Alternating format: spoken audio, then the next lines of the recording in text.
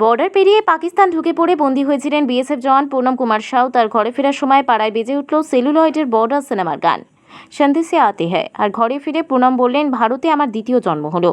আমরা দেশের সীমানায় দাঁড়িয়ে থাকি, তাই ভয় পাই না। আমরা ভয় পেলে দেশের মানুষকে সুরক্ষা দেব কি করে? ভারতের একজন সশস্ত্র সৈনিক পাকিস্তানের মতো দেশে বর্ডার পেরিয়ে ঢুকে পড়লে তার পরিণতি হতে পারে ভয়ঙ্কর।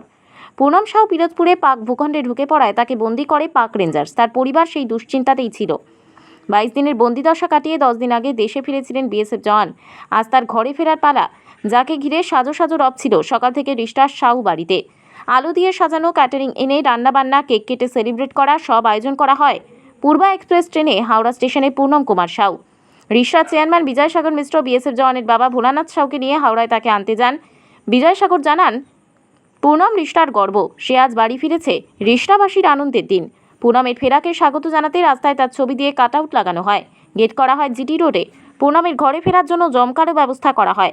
বাকখাল জিটি রোডে হুটখোলা গাড়ি, ব্যান্ড পার্টি আর জাতীয় পতাকায় সুসজ্জিত শোভাযাত্রার আয়োজন করা হয়। হাওড়া থেকে ফেরার পথে লিরুয়ার একটি মিষ্টির দোকানে দাঁড়িয়ে মিষ্টিমুখ করেন পুনম। ছেলেকে মিষ্টি খাইয়ে দেন ভোলানাথ সাউ। পুনম বলেন, সকলের আশীর্বাদে আমি ঘরে ফিরতে পেরেছি। ভারতে আমার দ্বিতীয়বার জন্ম হলো। বাবাকে জড়িয়ে ধরতে দেখা যায় পুনমকে।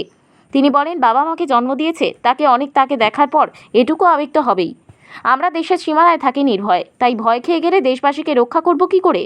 আপাতত 20 দিন ছুটি, তারপর আবার বর্ডারে গিয়ে কর্তব্য পালন করব।